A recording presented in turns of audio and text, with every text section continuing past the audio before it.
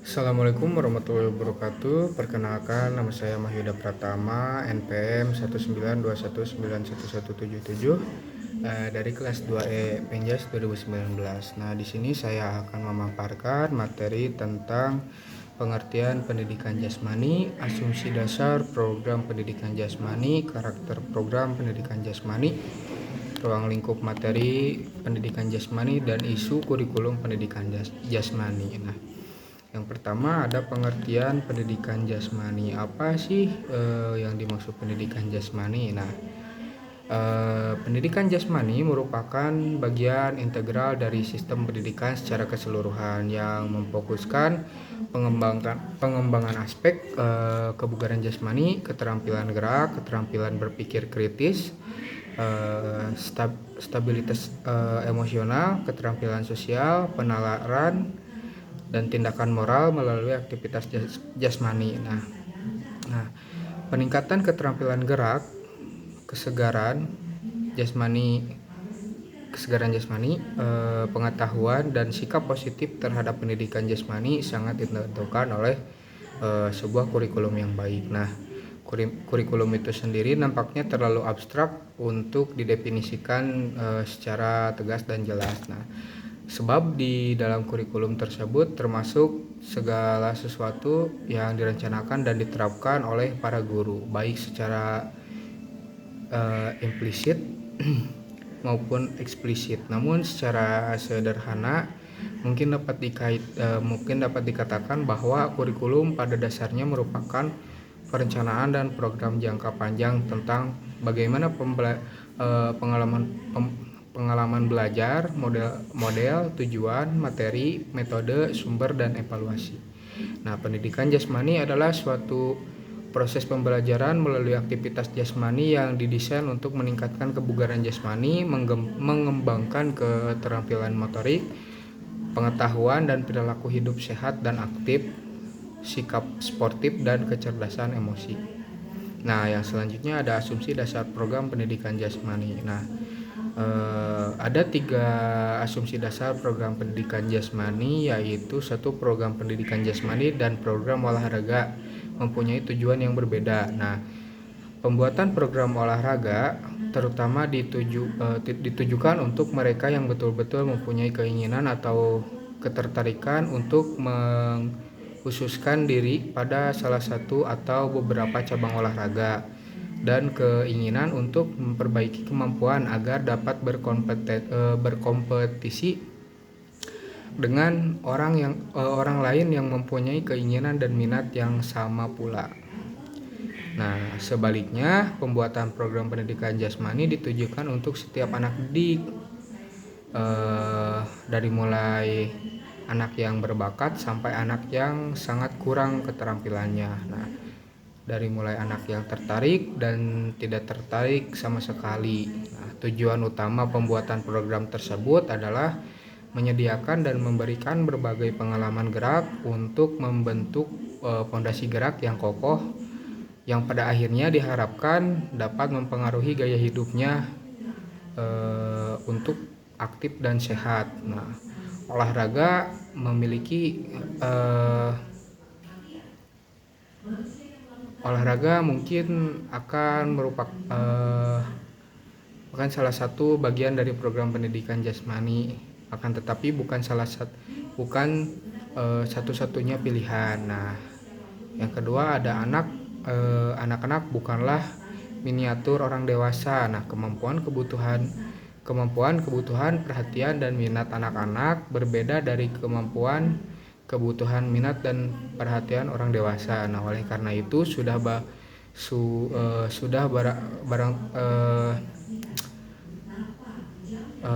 tentu kurang cocok apabila pembelajaran dikonotasikan seperti menuangkan air dari gelas yang satu ke gelas yang lainnya. Nah, para guru tidak cukup dengan memberikan program aktivitas jasmani atau olahraga untuk orang dewasa kepada anak-anak.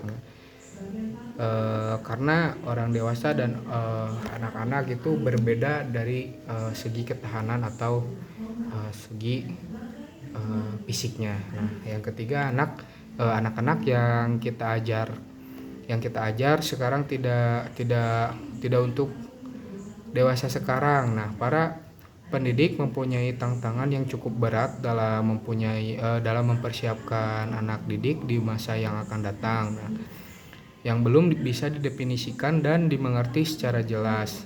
Nah, atau paling tidak dalam berbagai aspek dunia nanti mungkin akan sangat berbeda dengan dunia yang sekarang. Nah, program pendidikan jasmani yang ada sekarang berusaha memperkenalkan anak didik pada dunia yang ada sekarang dan juga sekaligus mempersiapkan anak didik untuk hidup di dalam dunia yang belum pasti di masa yang akan datang. Dengan kata lain, program tersebut berusaha membantu siswa belajar bagaimana learning how to learn, dan membantu siswa menyenangi proses discovery dan eksplorasi tantangan baru dan berbeda dalam domain fisik. Nah, yang selanjutnya ada materi karakteristik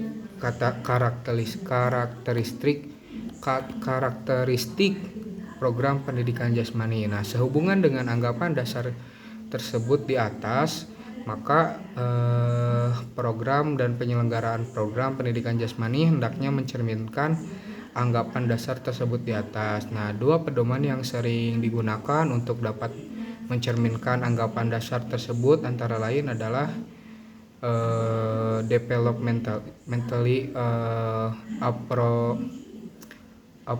appropriate practice atau DAP dan IAP atau instructionally appropriate practice. Nah, DAP adalah tugas ajar yang memperhatikan perubahan kemampuan anak dan tugas ajar yang dapat membantu mendorong perubahan tersebut. Nah, dengan demikian tugas ajar tersebut harus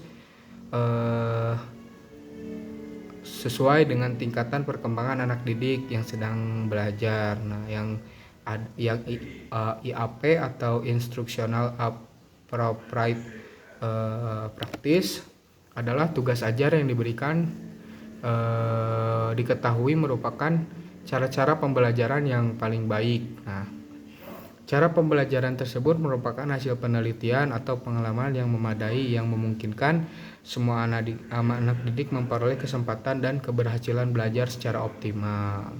Nah, materi yang selanjutnya ada ruang lingkup materi pendidikan jasmani. Nah, menurut BNSP, ruang lingkup mata pelajaran pendidikan jasmani, olahraga, dan kesehatan atau Penjaskes adalah sebagai berikut. Yang satu ada permainan dan olahraga. Nah, meliputi olahraga permainan dan olahraga ini meliputi olahraga tradisional, permainan, eksplorasi gerak, keterampilan lokomotor dan non lokomotor, dan manipulatif, atletik, kasti,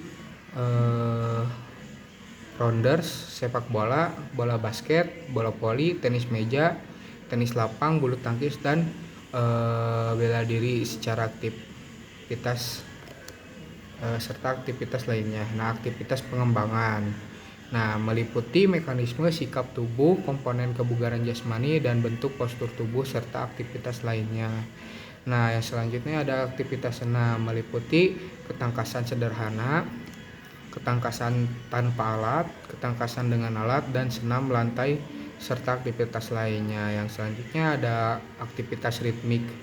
Nah, aktivitas ritmik ini meliputi gerak bebas, senam pagi, SKJ, dan senam aerobik serta aktivitas lainnya.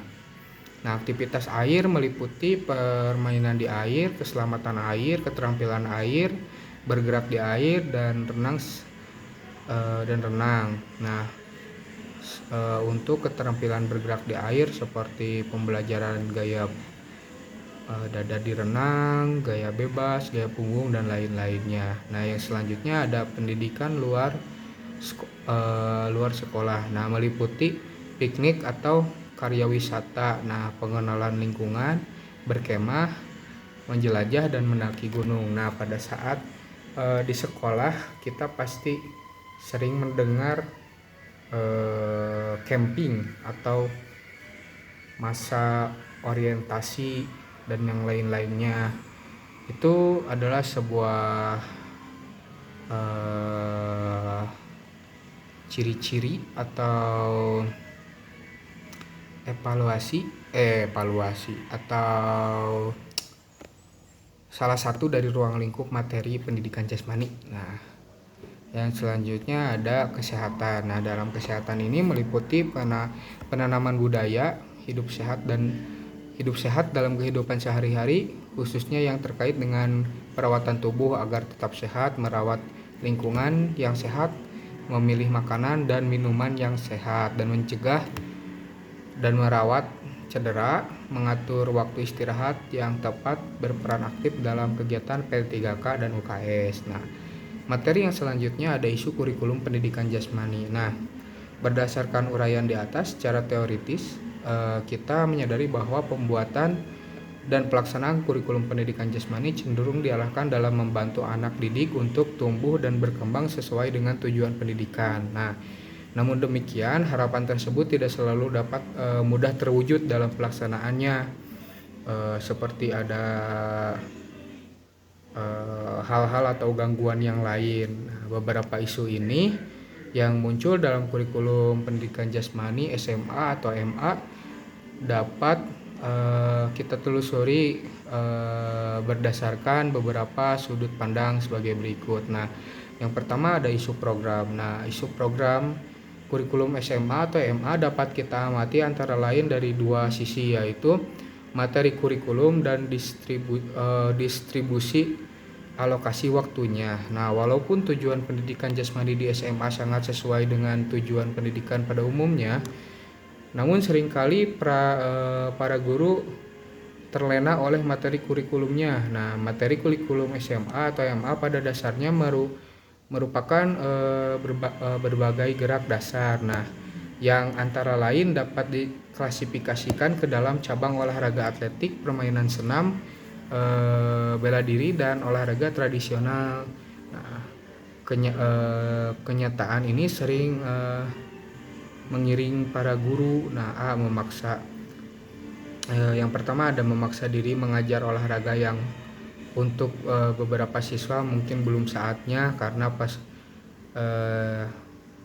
persyaratan fisik dan kondisinya belum memadai sehingga PBM kurang itu ya. Yang selanjutnya ada berpegang teguh pada penguasaan keterampilan olahraga merupakan tujuan utama dari pendidikan jasmani di SMA atau MA. Nah, kurangnya memperhatikan tujuan dan bersifat afeksi seperti kesenangan dan keceriaan. Jadi terlalu memfokuskan kepada kesenangan dan keceriaan para siswa, walaupun itu kurang benar. Nah, yang selanjutnya ada kurang menyadari bahwa olahraga merupakan media untuk mencapai tujuan pendidikan pada umumnya. Selanjutnya ada kurangnya memperhatikan aspek gerak dasar siswa yang bermanfaat bagi keterlibatannya dalam berbagai aktivitas sehari-hari untuk mengisi waktu luang dan berpartisipasi dalam berbagai aktivitas fisik di sekolah maupun di masyarakat, dan pembentukan gaya hidup yang sehat. Nah, yang selanjutnya ada isu proses pembelajaran. Nah, beberapa isu yang berhubungan dengan proses pembelajaran perlu mendapatkan perhatian para pelaksana di lapangan, antara lain adalah pengembangan dan variasi aktivitas belajar yang diberikan cenderung miskin dalam hal pengembangan ya. Tujuan secara holistik dan cenderung didasarkan terutama pada minat, perhatian, kesenangan, dan latar belakang gurunya. Nah, dengan contohnya kalau guru ada yang latar belakangnya itu basicnya bela diri seperti taekwondo misalkan terus aja siswa itu kurang baik juga. Nah, dengan kata lain, aktivitas belajar cenderung kurang didasarkan pada karakteristik anak didiknya, hanya misalkan terdiri dari sejumlah permainan olahraga untuk orang dewasa seperti itu. Nah, ada aktivitas pendidikan jasmani yang diperoleh siswa cenderung terbatas Siswa diharuskan berpartisipasi dalam berbagai aktivitas penjas. Peran unik dari pendidikan jasmani yaitu belajar gerak, belajar sambil bergerak cenderung kurang dipahami oleh para pengajar dan kurang tercermin dalam pembelajaran. Siswa kurang mendapatkan kesempatan. Nah, guru kurang mengembangkan aspek afektif karena kurangnya melibatkan aktivitas yang dapat mengembangkan keterampilan sosial, kerjasama, dan kesenangan siswa terhadap pendidikan jasmani, dan lain-lainnya. Nah, yang selanjutnya ada isu penilaian. Nah, evaluasi merupakan bagian yang tidak dapat dipisahkan dari suatu proses belajar mengajar. Nah, evaluasi berfungsi sebagai salah satu cara untuk memantau perkembangan belajar dan mengetahui seberapa jauh tujuan pengajaran dapat dicapai oleh siswa. Nah, beberapa isu yang sering muncul dalam pelaksanaan evaluasi antara lain adalah pelaksanaan penilaian belum begitu nampak terintegrasi dalam sebuah proses belajar mengajar. Yang selanjutnya ada materi evaluasi terkadang kurang relevan dengan materi yang diberikan pada proses belajar mengajar. Terus ada situasi pelaksanaan evaluasi dalam situasi pelaksanaan evaluasi, alokasi waktu pelajaran penjas di sekolah amat terbatas untuk mengadakan pengetesan. Dan ada masalah lain dalam evaluasi seolah-olah hanya dapat dilakukan oleh ahli statistik sebab statistik diperlukan untuk pengolahan data. Nah, seperti itu. Yang selanjutnya ada isu jumlah dan karakteristik siswa. Nah, guru penjas di SMA sering dihadapkan dengan masalah jumlah siswa yang cukup banyak mulai dari kelas 10 sampai kelas 12. Nah, bahkan ditambah dengan siswa dari kelas paralel. Nah, lebih rumit lagi karena yang dipelajari adalah sesuai dengan kemampuan fisik dan perkembangan mental yang berbeda-beda. Nah, jadi guru penjas kes atau penjas orkes harus menangani siswa sebanyak 400 sampai 500 per minggunya. Jadi yaitu jumlah dan karakteristik selalu berbeda-beda. Nah, yang selanjutnya ada isu sarana dan prasarana pembelajaran pendidikan jasmani. Nah, kurangnya sarana prasarana pembelajaran penjas merupakan salah satu isu yang cukup merata dan sangat terasa oleh para pelaksanaan penjas di lapangan. Nah, pada umumnya sekolah-sekolah di Indonesia pada setiap jenjang pendidikannya dihadapkan dengan permasalahan kekurangan sarana dan prasarana ini. Tidak sedikit di sekolah, khususnya di daerah perkotaan, tidak memiliki tempat atau lahan untuk melakukan aktivitas jasmani seperti kekurangan lapang atau kekurangan bola atau tidak ada tempat untuk beraktivitas berolahraga. Nah, khusus yang berkaitan dengan olahraga misalnya lapangan, tuh kan. Seperti tadi lapangan, walaupun ada jumlahnya tidak proporsi dengan jumlah siswa. Jadi kadang lapangnya kecil, siswanya banyak, jadi kayak upacara jatuhnya. Nah, sarana prasarana ini meliputi alat-alat, ruangan, dan lahan untuk melakukan berbagai aktivitas pendidikan jasmani. Nah, isu yang selanjutnya ada isu keberhasilan kurikulum penjas. Nah, keberhasilan kurikulum pendidikan jasmani pada setiap jenjang pendidikan sampai saat ini masih dirasakan samar. Nah, ukuran yang digunakan oleh setiap orang dalam menafsirkan keberhasilan program masih bersifat samara atau samar dan cenderung bersifat lokal, belum menyeluruh sebagaimana tercantum dalam tujuannya. Namun demikian, salah satu indikator yang mungkin dapat kita telusuri adalah karakteristik pada para lulusannya. Nah, untuk itu kita dapat bercermin pada